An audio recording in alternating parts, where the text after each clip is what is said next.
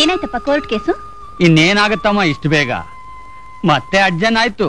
ಅಲ್ಲಪ್ಪ, ಹಾಯಾಗಿ ರಾಮ ಕೃಷ್ಣ ಅಂತ ಮನೇಲಿರೋದ್ ಬಿಟ್ಬಿಟ್ಟು ಯಾಕೆ ಸುಮ್ನೆ ಕೋರ್ಟು ಕಚೇರಿ ತಲಿತೀರಿ? ಹಾಗಂತ ಬಿಟ್ಬಿಡಕ್ಕಾಗತ್ತೇನಮ್ಮ? ಈ ಕೇಸ್ಗಾಗಿ ಎಷ್ಟು ವರ್ಷಗಳಿಂದ ಒದ್ದಾಡ್ತಿದ್ದೀನಿ. ಅಲ್ಲಿ ಇಲ್ಲಿ ಅಲ್ದೆ ಕೊನೆಗಿರೋ ಈ ಒಂದ್ ಮನೆ ಮೇಲೂ ಸಾಲ ಮಾಡೋದಕ್ಕೆ ಹಾಕಿದೀನಿ. ಇಷ್ಟೆಲ್ಲ ಮಾಡಿ ಈಗ ಕೈ ಬಿಟ್ಬಿಟ್ರೆ? ಕೈ ಬಿಡದೆ ಎಷ್ಟ್ ದಿನ ಅಂತ ಹೀಗೆ ಅಲಿತೀರಾ? ಅಷ್ಟೊಂದ್ ಆಸ್ತಿನೂ ಅವರೇ ಅನುಭವಿಸ್ಬೇಕು ಅಂತ ಅವ್ರ ಹಣೆಲ್ ಬರ್ದಿದ್ರೆ ನೀವೇನ್ ಮಾಡಿದ್ರು ನಿಮಗ್ ದಕ್ಕಲ್ಲ. ಇಷ್ಟಾಗಿ ಅವರು ನಿಮ್ ದಾಯದಿಗಳು ತಾನೆ, ಹೋಗ್ಕೊಳ್ಳಿ ಬಿಡಿ. ನೀನ್ ಹೇಳಿದಷ್ಟು ಸುಲಭ ಅಲ್ಲಮ್ಮ ಅದು. ನಮ್ ಲಾಯರ್ ಅಂತೂ ಈ ಕೇಸ್ ನನ್ ಕಡೆನೇ ಆಗತ್ತೆ ಅಂತ 100ಕ್ಕೆ 100ರಷ್ಟು ಗ್ಯಾರಂಟಿ ಕೊಟ್ಟಿದ್ದಾರೆ. ಏನೋ ದೇವ್ರ ದಯದಿಂದ ಈ ಕೇಸ್ ನನ್ನಂತೆ ಆಗ್ಬಿಟ್ರೆ ಆಗಿರೋ ಸಾಲ ಎಲ್ಲ ತೀರ್ಸಿ ಅದ್ಧೂರಿಯಾಗಿ ನಿನ್ನ ಮದ್ವೆ ಮಾಡ್ಬೇಕು ಅನ್ನೋದೊಂದೇ ನನ್ನ ಆಸೆ ಅಮ್ಮ. ನನ್ ಮದ್ವೆ ವಿಷಯ ಈಗ್ಲೇ ಯಾಕಪ್ಪ? ನೀನಂತೀಯ ಅಂತ ನಾನ್ ಸುಮ್ನಿರಕ್ಕಾಗಲ್ಲಮ್ಮ. ಬೆಳೆದ ಮಗಳಿಗೆ ಮದುವೆ ಮಾಡದೆ ಕೆಲಸಕ್ಕೆ ಕಳಿಸಿದೆ ನೋಡು, ಅದೇ ನಾನ್ ಮಾಡಿದ ಮೊದಲನೇ ತಪ್ಪು. ಅದೇನ್ ತಪ್ಪು? ಈ ಕಾಲದಲ್ಲಿ ಹೆಂಗಸರು ಕೆಲಸ ಮಾಡೋದಂತೂ ಸರ್ವೇ ಸಾಮಾನ್ಯ. ಇನ್ನು ನಾ ಮಾಡೋದ್ರಲ್ಲಿ ಏನ್ ತಪ್ಪು? ಸಣ್ಣ ಕೆಲಸ ಆದ್ರೂ ನಾನ್ ನಿಮಗ್ ಹೊರೆ ಆಗದೆ ನನ್ನಿಂದ ನಿಮಗೂ ಸ್ವಲ್ಪ ಸಹಾಯ ಆಗ್ತಿದ್ಯಲ್ಲ, ಅಷ್ಟೇ ಅಲ್ದೆ ಆ ಟೈಪಿಂಗ್ ಇನ್ಸ್ಟಿಟ್ಯೂಟ್ ನಲ್ಲಿ ಕೆಲಸ ಮಾಡೋಕಂತೂ ನನಗೆಷ್ಟು ಸಂತೋಷನೋ. ನೋಡಿ ಯಜಮಾನ್ರೆ, ಈ ಸಂಬಂಧ ನಿಮ್ ಮಗನ್ಗೆ ಹೇಳಿ ಮಾಡಿಸ್ತಾಗಿದೆ. ಊರು ಮೈಸೂರು, ತಂದೆ ಹೆಸರು ಭೋಜಪ್ಪ, ಒಬ್ಳೆ ಮಗಳು ಗಿರ್ಜಾ ಅಂತ, ವಯಸ್ಸು 18, ಲಕ್ಷಣವಾದ ಹುಡುಗಿ, SSLC ಪಾಸ್ ಮಾಡಿದ್ದಾಳೆ. ಇನ್ನು ಎತ್ತರ ಬಣ್ಣ ಎಲ್ಲಾ ವಿಷಯದಲ್ಲೂ ನಿಮ್ ಮಗನಿಗೆ ಅನುಕೂಲವಾಗಿದ್ದಾಳೆ. ಏಯ್, ಬರೀ ನನ್ನ ಮಗನಿಗೆ ಅನುಕೂಲವಾದ್ರೆ ಸಾಲದು ಕಣಯ್ಯ, ಅದರಿಂದ ನಮ್ಗೇನೇನ್ ಅನುಕೂಲವಾಗತ್ತೆ ಅದು ಮುಖ್ಯ. ಅಷ್ಟಲ್ದೆ ಹುಡುಗಿ ಅಪ್ಪ ಏನು, ಎಷ್ಟ್ ಆಸ್ತಿ ಇದೆ ಅದು ಮೊದ್ಲು ಹೇಳೋದ್ ಬಿಟ್ಬಿಟ್ಟು, ಅದು ನೋಡಿ, ಕ್ಯಾತ್ನಾರ್ನಹಳ್ಳಿಲಿ 50 ಎಕರೆ ಜಮೀನು, 10 ಎಕರೆ ತೆಂಗಿನ ತೋಟ, KR ನಗರದಲ್ಲಿ ಒಂದು ಸೀರೆ ಅಂಗಡಿ, KR ಪೇಟೆಯಲ್ಲಿ ಒಂದು ಬ್ಲೌಸ್ ಪೀಸ್ ಅಂಗಡಿ. ನಿಲ್ಲಿಸ್ರಿ ನಿಮ್ ರೈಲ್ನ. ಸೀರೆ ತಗೊಳ್ಳೋದಕ್ಕೆ KR ನಗರ, ಬ್ಲೌಸ್ ತಗೊಳ್ಳೋದಕ್ಕೆ KR ಪೇಟೆ, ಇನ್ನು ಬಾಡಿ ತಗೊಳ್ಳೋದಕ್ಕೆ KR ಸಾಗರಕ್ಕೆ ಹೋಗ್ಬೇಕಾ? ಮದ್ವೆ ಮಾದೇವಪ್ಪ, ಈ ಸೀರೆ ಅಂಗಡಿ, ಕುಬುಸ್ ಅಂಗಡಿ, ಈ ಚಿಲ್ಲರೆ ವ್ಯವಹಾರನೇ ಬೇಡ. ಏನಿದ್ರು ಬಂದ ಬಟ್ಟೆ ಮಿಲ್ಲಿಟ್ಟಿರೋರ್ ವ್ಯವಹಾರ ಇದ್ರೆ ಮಾತ್ರ ಹೇಳಿ. ಇಲ್ಲ ಅಂದ್ರೆ ನಮ್ಮ ಅಕ್ಕನ್ಗೆ ಹೇಳ್ತೀನಿ, ಏನಾದ್ರೂ ಇದ್ರೆ ಒಂದ್ ಸ್ವಲ್ಪ ಪ್ರಸಾದ ಇಸ್ಕೊಂಡು ತಿನ್ಬಿಟ್ಟು ಜಾಗ ಖಾಲಿ ಮಾಡಿ. ಕರೆಕ್ಟ್ ಕಣೋತ್ತಮ್ಮ, ಎಂತ ಮಾತು ಹೇಳ್ದೆ. ಅಷ್ಟಲ್ದೆ ನಮ್ಮ ಅಕ್ಕನ ಮಗನ್ಗೆ ಜುಜ್ಬಿ ಸಂಬಂಧ ತರಕಾಗತ್ತೇನ್ರಿ ಮದೇವಪ್ಪ? ಹಾ ಯಜಮಾನ್ರೆ, ಶೀಗಡಿ ಹಳ್ಳಿ ಕೋಟ್ಯಾಧೀಶ್ವರ ಕುಬೇರಪ್ಪನಿಗೆ ಒಬ್ಳೇ ಒಬ್ಳು ಮಗಳು. ಹಾಗಾದ್ರೂ ಮಾಡಿ ಈ ವ್ಯವಹಾರನ ಕುದುರಿಸಿದ್ರೆ ಹೇಗಿರುತ್ತೆ? ಕೋದಂಡು, ನನಗ್ ಗೊತ್ತಿಲ್ಲದೆ ಇರೋ ಕುಬೇರಪ್ಪನವ್ರು ಅವರು. ಅವ್ರಿಗೆ ಒಬ್ಳೆ ಮಗಳಿರೋದೇನೋ ನಿಜ, ಆದ್ರೆ ಜೊತೆಗೆ 5 ಜನ ಗಂಡು ಮಕ್ಕಳು, ಶುದ್ಧ ತರಲೆಗಳು. ಆ ತರ ತರಲೆ ಅಲ್ದೇ ಇದ್ರು ಆಸ್ತಿಗೋಸ್ಕರ ಎಷ್ಟೋ ಜನಗಳ ಮುಳುಗಿಸಿದ್ದಾಗಿದೆ. ಇನ್ನು ಈ 5 ಜನ ಯಾವ ಮಹಾ? ಕೋದಂಡು, ನಮ್ಮ ಆಸ್ತಿ ಎಲ್ಲ, ನಮ್ ಜಮೀನೆಲ್ಲ ಹೇಗ್ ಮುಳುಗಡೆ ಆಯ್ತು ಅಂತ ಹೇಳೋದಕ್ ಬಂದೆ ಅಷ್ಟೇ. ಸರಿ ನೋಡಿ, ಆ ಒಳ್ಳೆ ಸಂಬಂಧ ಸಿಕ್ಕಿದ ಮೇಲೆ ಮತ್ ಬಂದ್ ಹೇಳ್ತೀನಿ. ನಾನೇನು ಹೊರಡ್ಲೆ? ಕೋದಂಡ, ಮಾದೇವಪ್ಪನ್ಗೆ ಒಂದ್ 10 ರೂಪಾಯಿ ಕೊಟ್ಟು ಕಳ್ಸು. ಯಾವ ಲೆಕ್ಕಕ್ಕೆ ಹಾಕ್ಲಿ? ನನ್ ಲೆಕ್ಕಕ್ಕೆ ಹಾಕು. ನಿಮ್ಮ ಲೆಕ್ಕನೇ ಇಲ್ವಲ್ಲ? ಕೊಡ್ತೀನಿ ಎಂದೆ. ಒಂದು 40 ವರ್ಷದ ಹುಡುಗಿ ಎಲ್ಲಾದ್ರೂ ಸಿಗಲ್ಲ? 40 ವರ್ಷದ ಹುಡುಗಿನ? ಯಾರಿಗೆ ಮೆಲ್ಲಿಗೆ ನನಗೆ 40 ವರ್ಷದ ನಿನಗ್ ಸಿಗಲ್ಲ. 20 ವಯಸ್ಸಿಂದ ನೀ 2 ಅಡ್ಜಸ್ಟ್ ಮಾಡ್ಕೋ. ಓ ನಮಸ್ಕಾರ ಚಿಕ್ಕ ಯಜಮಾನ್ರಿಗೆ. ನೀವೇನು ಯೋಚನೆ ಮಾಡ್ಬೇಡಿ, ಸದ್ಯದಲ್ಲೇ ಒಂದ್ ಒಳ್ಳೆ ಕಡೆ ಒಳ್ಳೆ ಹುಡುಗಿ ನೋಡಿ ಮದುವೆ ಮಾಡಿಸೋ ಜವಾಬ್ದಾರಿ ನಂದು. ನಾನು ಬರ್ತೀನಿ. ನಾನೇ ಅವ್ರು ನಿಮ್ಮನ್ನ ಮದುವೆ ಮಾಡ್ಸಂತ ಕೇಳಿದ್ರೆ ಏನಪ್ಪ ಇದಲ್ಲ? ನೀನ್ ಕೇಳಲಿಲ್ಲಪ್ಪ, ಹಾಗಂತ ನಾವು ಸುಮ್ಮನೆ ಇರಕ್ಕಾಗತ್ತಾ?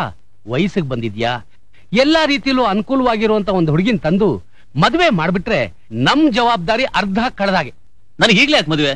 ಇನ್ ಸ್ವಲ್ಪ ದಿನ ನಾನು ಹಾಯಾಗಿರೋದಕ್ಕೆ ಬಿಟ್ಬಿಡಿ. ಇನ್ನೊಂದ್ ಸ್ವಲ್ಪ ದಿನ ಅಂತ ಹೀಗೆ ತಳ್ತಾ ಇದ್ರೆ ಆಮೇಲೆ ನೀನು ಮುದುಕಾಗ್ಬಿಡ್ತೀಯ ಅಷ್ಟೇ. ಆಮೇಲೆ ಏನ್ ನಿನಗ್ ಮದ್ವೆ ಮಾಡೋದು, ನಾವು ಉದ್ಧಾರ ಆಗೋದು? ಅಮ್ಮ ನೀನೇನೇ ಹೇಳು, ನನಗಂತೂ ಈಗ ಮದುವೆ ಮಾಡ್ಕೊಳ್ಳೋದಕ್ಕೆ ಒಂದ್ ಸ್ವಲ್ಪನೂ ಇಷ್ಟ ಇಲ್ಲ. ನನ್ಗೆ ಹೊತ್ತಾಯ್ತು, ನಾನು ಬರ್ತೀನಿ. ಲೇ, ನೀನ್ ಆ ಟೈಪ್ ಮಾಡೋ ಜಾಗದಲ್ಲಿ ಕೆಲಸ ಮಾಡೋದು ಸಾಕು, ಅದರಿಂದ ದುಡ್ಡು ತಂದು ಉಕ್ಕರ್ಸೋದು ಸಾಕು. ನಿನ್ ಜುಜುಬಿ ಸಂಬಳದಿಂದ ನಮ್ ಜೀವನ ಸಾಗಿಸ್ಬೇಕಾಗಿಲ್ವೋ? ನೋಡು, ಜನ ಎಲ್ಲ ನನ್ನನ್ನ ಏನ್ ನಿನ್ ಮಗ ಅಷ್ಟು ಕೆಲಸ ಮಾಡ್ತಿದ್ದಾನೆ ಅಂತ ಗೇಲಿ ಮಾಡ್ತಿದ್ದಾರೆ. ನೋಡು, ಮೊದ್ಲು ನೀನ್ ಆ ಕೆಲಸ ಬಿಟ್ಟು ನಮ್ ಜಮೀನ್ ಕೆಲಸ ನೋಡ್ಕೊಂಡ್ರೆ ಸಾಕು. ನೀನ್ ಹೇಳ್ತಿರೋದ್ ನೋಡಿದ್ರೆ ಜಮೀನ್ ಕೆಲಸದ ಬಗ್ಗೆ ನಾನು ಗಮನನೇ ಕೊಡ್ತಾ ಇಲ್ವೇನೋ ಅನ್ನೋ ರೀತಿಯಲ್ಲಿ ಮಾತಾಡ್ತಾ ಇದೀರಾ. ನಾನು ಅದನ್ನು ಮಾಡ್ತಾ ಇದೀನಿ ತಾನೆ. ಏನೋ ಟೈಮ್ ಸಿಕ್ಕಿದಾಗ ಇದನ್ನು ಸ್ವಲ್ಪ ಹಾಗೆ ನೋಡ್ಕೋತಾ ಇದ್ದೀನಿ. ನನಗ್ ಚೆನ್ನಾಗ್ ಗೊತ್ತು ಇದು ಸಣ್ಣ ಕೆಲಸ ಅಂತ. ಆದ್ರೂ ನನಗೆ ಇದ್ರಲ್ಲಿ ಸಿಗ್ತಾರ ಸಂತೋಷ ಬೇರೆ ಯಾವ್ದ್ರಲ್ಲೂ ಸಿಗ್ತಾ ಇಲ್ಲ. ಹಾ ನೋಡಿ, ನನ್ ನಿರ್ಧಾರ ನಿಮ್ಗಾಗ್ಲೇ ಹೇಳಿದೀನಿ. ಪದೇ ಪದೇ ನನ್ನ ಮಾತ ಕೇಳ್ಬೇಡಿ, ನಾ ಬರ್ತೀನಿ. ಟೈಪು ಅಂತ ಇವನೇ ಏನೋ ಒಂದ್ ಟೈಪ್ ಅಲ್ಲಿ ಮಾತಾಡ್ತಾ ಇದ್ದಾನಲ್ಲ. ಇದ್ರಿಂದ ಏನೋ ಟೈಪ್ ಆಗಿರ್ಬೇಕು. ಆದ್ರೂ ನೀವು ಮಾತಾಡ್ತಿರೋ ಟೈಪೇ ಸರಿಯಾಗಿಲ್ಲ. ಎದೆ ಗುದ್ದಲ್ಲ ನಾರಾಯಣ.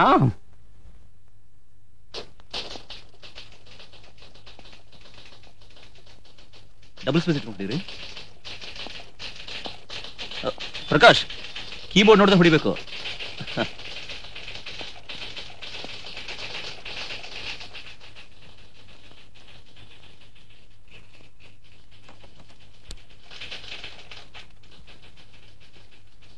ಮಿಸ್ಟೇಕ್ಸ್ ಬಹಳ ಇದೆ. You have to improve. Okay sir.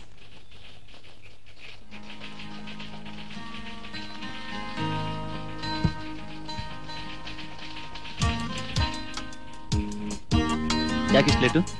ಮನೇಲಿ ಸ್ವಲ್ಪ ಜಾಸ್ತಿ ಕೆಲಸ ಇತ್ತು, ಮುಗಿಸ್ ಬರೋಕೆ ಲೇಟ್ ಆಯ್ತು.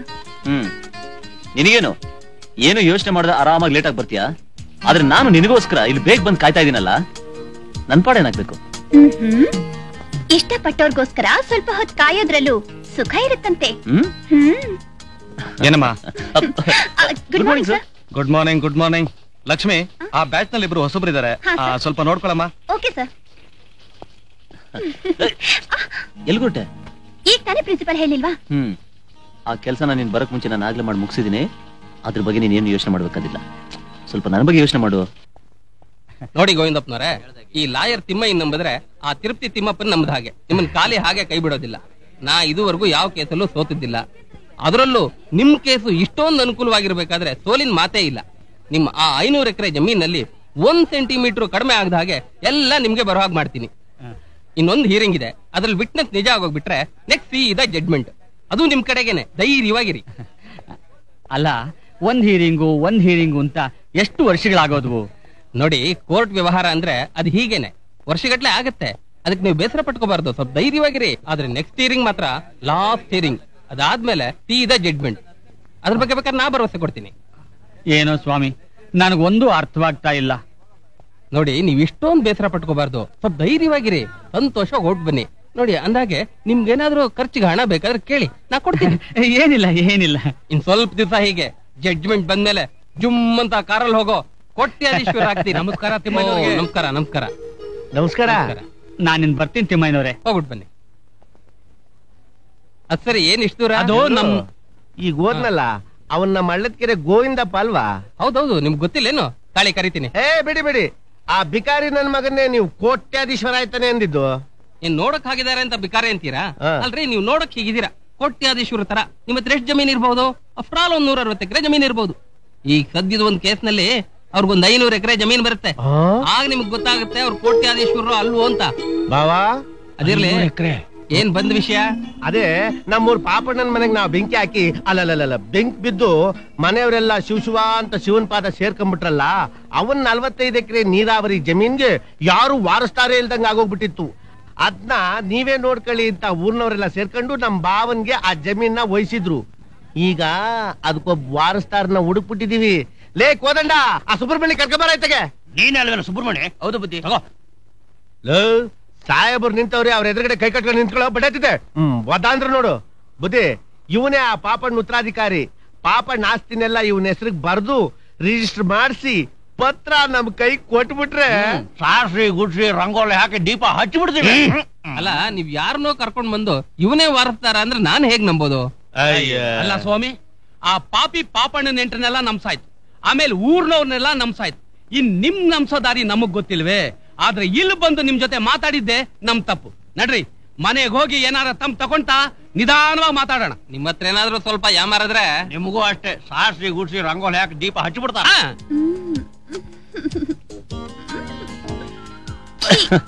ಅಲ್ಲ, 6 ತಿಂಗಳು ಯಾರಿಗೂ ಕಾಣ್ದ ಹಾಗೆ ಗುಡ್ಡ ಬೆಟ್ಟದ ಕೆಳಗೆ ಮೀಟ್ ಮಾಡಿದ್ದಾಯ್ತು. ಈಗ 6 ತಿಂಗಳಿಂದ ಈ ತೋಟದಲ್ಲಿ ಯಾರಿಗೂ ಕಾಣ್ದ ಹಾಗೆ ಮೀಟ್ ಮಾಡ್ತಾ ಇದೀವಿ. ಇಲ್ಲಿ ಯಾವತ್ತಾದ್ರೂ ಯಾರಿಗಾದ್ರೂ ಸಿಕ್ಕಾಕೊಳ್ಳಕ್ ಮುಂಚೆ ಬೇರೆ ಯಾವ್ದಾದ್ರು ಜಾಗ ಇದೆಯಾ ಅಂತ ಯೋಚಿಸೋದ್ ಒಳ್ಳೇದು. ಒಂದ್ ಐಡಿಯಾ. ಇನ್ಮೇಲೆ ಯಾವ್ದಾದ್ರು ದೇವಸ್ಥಾನದಲ್ಲಿ ಮೀಟ್ ಮಾಡೋದು ಹೇಗೆ? ಜನರು ಬರೋ ಅಂತ ಜಾಗ ಆದ್ರೆ ನಂಗೆ ಹಿಡ್ಸಲ್ಲ.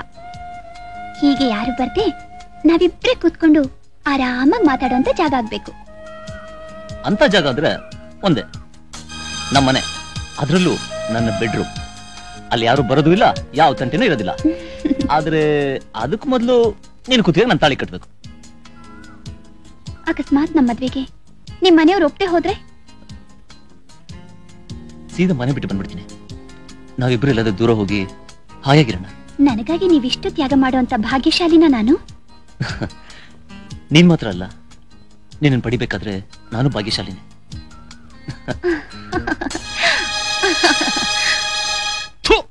ಮನೆ ಹಾಳಂತಂದು ಅವನ್ ಇಂಥ ಕೆಲಸ ಮಾಡ್ತಾನೆ ಅನ್ಕೊಂಡಿರ್ಲಿಲ್ಲ. ಅವನ ಮೇಲೆ ಏನೇನೋ ಆಸೆಗಳನ್ನ ಇಟ್ಕೊಂಡಿದ್ದೆ, ಎಲ್ಲ ಮಣ್ಣು ತೂರ್ಬಿಟ್ಟ. ಅವನ್ ನನ್ನ ಒಬ್ಬನೇ ಮಗನಾದ್ರೂ ಸರಿ, ಅವನನ್ನ ಮಾತ್ರ ಸುಮ್ನೆ ಬಿಡಲ್ಲ. ನೀವು ಸ್ವಲ್ಪ ಸುಮ್ನಿರಿ. ನೀ ಸುಮ್ಕಿರು. ಹಂಗಂತ ದಿಕ್ಕು ದಿವಾಳಿ ಇಲ್ದಲ್ಲ ಇರೋ ಬೇವರ್ಸಿ ಹುಡುಗಿನ ಈ ಮನೆ ಸೊಸೆ ಮಾಡ್ಕೋಬೇಕು ಅಂತ ಹೇಳ್ತಾ ಇದ್ಯಾ? ದಣಿ, ಅಲ್ಲಿ ಹೋಗಿ ಆ ಹುಡುಗಿನ ಎದುರಿಸ್ಬಿಟ್ರೆ? ಆತರ ಮಾಡ್ಬೇಡ ಕಣ್ಲಾ ಕರಿಯಾ. ನೋಡ್ಲಾ, ಹಂಗೆಲ್ಲ ಎದುರಿಸಿದ್ರೆ ನಡೆಯುವಂತ ಕೆಲ್ಸ ಅಲ್ಲ ಕಣ್ಲಾ. ಹಂಗೇನಾದ್ರು ಹೆಚ್ಚು ಕಮ್ಮಿ ಆಗ್ಬಿಡ್ತು ಅಂದ್ರೆ ಅವ್ರು ಮೊದ್ಲೇ ಮಾತಾಡ್ಕೊಂಡಾಗೆ ರಾತ್ರಿ ಓಡೋಗ್ಬಿಟ್ಟು ಎಲ್ಲ ನಮ್ಮ ಮದುವೆ ಮಾಡ್ಕೊಂಡ್ಬಿಟ್ರೆ ನಮ್ ವಂಶದ ಗೌರವ ಏನು? ನಮ್ ಭಾವ ನಮ್ಮ ಅಕ್ಕ ಬೀದಿಲಿ ಮುಖ ಎತ್ಕೊಂಡು ತಿರ್ಗಾಡಕ್ಕಾಗತ್ತಾ? ನೋಡ್ಲಾ, ನಮ್ ಉದ್ದೇಶನೂ ನೆರವೇರ್ಬೇಕು. ನಮ್ ಹುಡ್ಗ ಆ ಹುಡುಗಿಯಿಂದ ದೂರನೂ ಆಗ್ಬೇಕು. ಹಂಗ ಮಾಡ್ಬೇಕು. ಏನಂತೀಯ ಭಾವ? ಅದೇನೋ ಸರಿ, ಅದನ್ನ ಮಾಡೋದು ಹೇಗೋ ತಡಿ ಹೇಳ್ತೀನಿ. ಭಾವ, ಆ ಹುಡುಗಿ ಮನೆಗೆ ಯಮದೂತರಾಗಿ ಹೋಗಿ ಆ ಹುಡುಗಿನ ಸೇರಿಸಿ ಮನೆಯವ್ರನ್ನೆಲ್ಲ ಶಿವ ಅನ್ನಿಸ್ಬಿಟ್ರೆ? ಶಕುನಿ, ಶಾಬಾಷ್ ಕಣ. ಇದನ್ನ ಬರೀ ಬಾಯಿ ಮಾತಲ್ಲಿ ಹೇಳಿದ್ರೆ ಸಾಲದು, ಇವತ್ತೇ ಮಾಡಿ ತೋರಿಸ್ಬೇಕು. ಮಾಡಿ ತೋರಿಸ್ತೀನಿ. ಕರಿಯಾ, ಹೇಳ ಮ್ಯಾಕೆ. ಯಾರು ಯಾರು? ಬಂದೆ.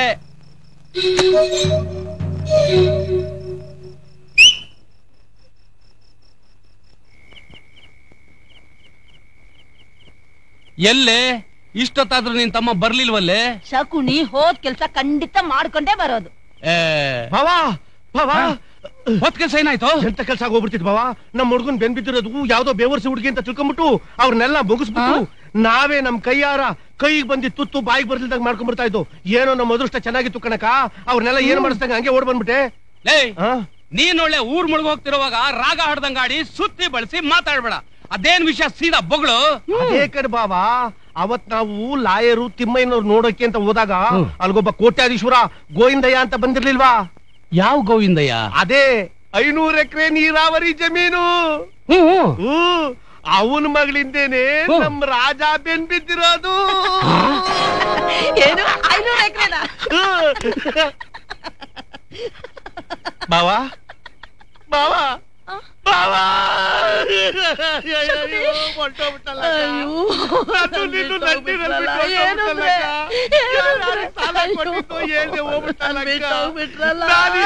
ದೊಡ್ಡ ಜಮೀನ್ದಾರ ಆಗ್ತೀನಿ ಅಂತ ಅನ್ಕೊಂಡಿರ್ಲಿಲ್ವಲ್ಲಕ್ಕ. ನೀನ್ ಇನ್ನೂ ಸತ್ತಿಲ್ಲ. ನನಗ್ ಗೊತ್ತು ಇಷ್ಟ ಜಲ್ದಿ ನೀನ್ ಸಾಯಕಿಲ್ಲ ಅಂತ. ಬಾವಾ, ಈಗ ನಾನು ಹೇಳಿದಕ್ಕೆ ಏನ್ ಹೇಳ್ತೀಯಾ? ಲೋ ಶಕುನಿ, ನಾನ್ ಸಂತೋಷ ಪಡ್ಬೇಕು ದುಃಖ ಪಡ್ಬೇಕು ನನ್ಗೊಂದು ಗೊತ್ತಾಗ್ತಿಲ್ಲ. ಗೊತ್ತಾಗ್ದಲ್ದಿದ್ರೆ ನೆಗದ್ ಬಿದ್ದು ಹೋಗ್ಲಿ ಬಾವಾ. ಅಪ್ಪಿ ತಪ್ಪಿ ಈ ಸಂಬಂಧ ಏನಾದ್ರೂ ಕುದುರ್ತು ಅಂತ ಇಟ್ಕೋ. ನಮ್ಮ ಹತ್ರ ಇರೋದು 160 ಎಕರೆ, ಅವರಿಂದ ನಮಗ್ ಬರೋದು 500 ಎಕರೆ, ಅಲ್ಲಿಗೆ 660 ಎಕರೆ. ಅಯ್ಯೋ, ಎಲ್ಲಾ ನಮದೆ. ಆಹಾ, ಎಲ್ಲಾ ನಮದೆ. ಬಾಯ್ ಮುಚ್ಚ. ಕೇಸ್ ತೀರ್ಮಾನ ಆದ್ಮೇಲೆ ಅಲ್ವೇನು ಅವನ್ ಕೋಟ್ಯಾಧೀಶ್ವರನಾಗ್ತಾನೋ ಇಲ್ಲ ಹೀಗೆ ಭಿಕಾರಿಯಾಗಿ ಇರ್ತಾನೋ ಅಂತ ಗೊತ್ತಾಗೋದು. ಅಯ್ಯೋ ಭಾವ, ಅದ್ರ ಬಗ್ಗೆ ನಿನ್ಗೆ ಲವಶೇಷನೂ ಅನುಮಾನನೇ ಬೇಡ. ಬೇರೆ ಯಾವ ನನ್ನ ಮಗನಾದ್ರೂ ಹೇಳಿದ್ರೆ ನಾನ್ ನಂಬ್ತಾ ಇರ್ಲಿಲ್ಲ. ಲಾಯರ್ ತಿಮ್ಮಯ್ಯ ಹೇಳಿದ್ಮೇಲೆ ಕುರ್ತೇಟು ಭಾವ. ಇಲ್ಲಿವರೆಗೂ ಅವನ್ ಕೈ ಹಾಕಿದ್ ಯಾವ ಕೇಸ್ನು ಅವ್ನ್ ಸೋತೆ ಇಲ್ಲ ಕಣಕ. ಇಂಥ ಒಳ್ಳೆ ಸಂಬಂಧ ನಾವ್ ಬಿಟ್ವಿ ಕೆಟ್ವಿ ಅಕ್ಕ. ಮುಂದಿನ ನಿನ್ ಹೇಳ್ಕೊಳವ. ಅಯ್ಯೋ ನೋಡಿ ಅಂದ್ರೆ ಸುಮ್ನೆ ಯೋಚಿಸಿ ಇಂತ ಒಳ್ಳೆ ಸಂಬಂಧ ಕಳ್ಕೋಬೇಡಿ. 500 ಎಕರೆ ಅಂದ್ರೆ ಏನ್ ಹುಡುಗಾಟವೇ? ಬಾವಾ, ಇನ್ನು ಏನ್ ಯೋಚನೆ ಮಾಡ್ತಾ ಇದೀಯಾ? ಅಲ್ಲ,